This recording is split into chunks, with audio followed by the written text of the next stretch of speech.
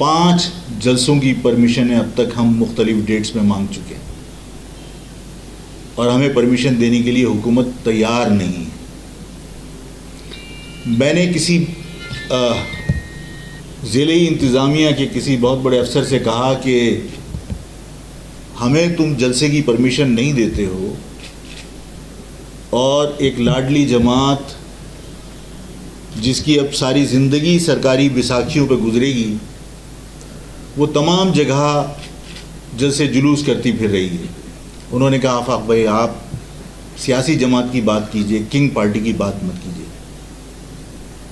انہوں نے واضح طور پر یہ پیغام دیا کہ اس کو اجازت مل سکتی ہے. آفاق بھائی ہم آپ کے لیے ہمارے پاس سے پالیسی نہیں, کہیں اور سے پالیسی آتی ہے. ہم معمول کے مطابق آپ کو پرمیشن جس طرح ملتی ہیں اس طرح ہم دینے کے پابند نہیں ہیں. ہمیں منع کیا گیا. جہانگیر روڈ کا پروگرام جس دن ہونا تھا اس رات کو اسائنمنٹ لگے ہوئے ڈپٹی کمشنر کے بورڈ کے اوپر کہ فلاں دن آفاق فلاں جگہ پر تقریر کرنے آئیں گے تو ان کی سیکیورٹی کا بندوبست کیا جائے. سارے سیکیورٹی کا انتظامات ایس ایس پی کے ذمے لگائے گئے. بلیک بورڈ کے اوپر ان کے اسائنمنٹ لگے ہوئے ہیں. ذمہ داروں نے مجھے بتایا کہ ان کے اسائنمنٹ لگے ہوئے ہیں. اس کا مقصد ہے ان کی طرف سے کوئی رکاوٹ نہیں تھی.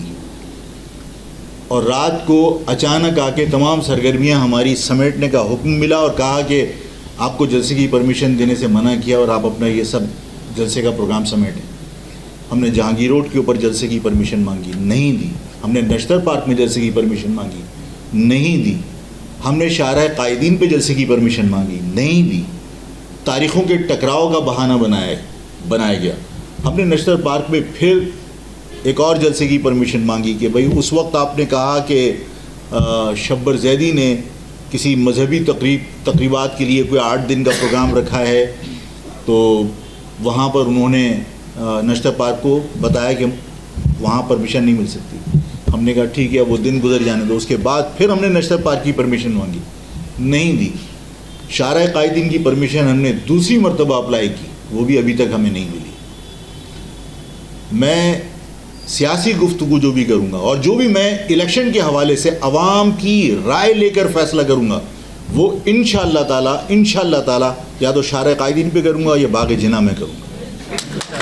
اور وہاں میں آپ کی رائے لینے کے بعد یہ فیصلہ کروں گا کہ الیکشن کے اندر حصہ لینا ہے یا اپنی عوام سے گھر گھر جا کر آپ نے یہ کہنا ہے کہ کوئی گھر سے باہر نہیں نکلے گا.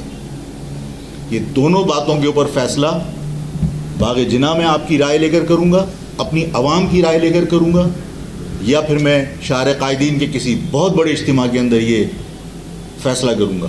اس وقت تک میں حکومت کے رویوں کا مزید مشاہدہ کرنا چاہتا ہوں, انتظار کرنا چاہتا ہوں کہ دیکھتا ہوں کہ وہ کیا تبدیلی لے کر آتے ہیں اپنے رویوں میں.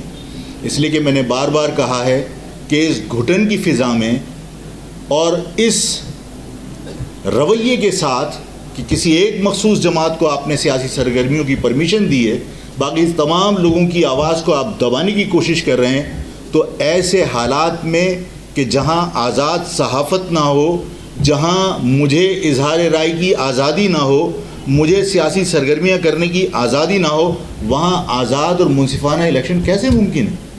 اور اگر آزاد اور منصفانہ الیکشن ممکن نہیں ہے تو میں ایسے ڈھونگی الیکشن کو لیجیٹیمائز کرنے کے لیے پھر الیکشن میں حصہ کیوں لوں گا؟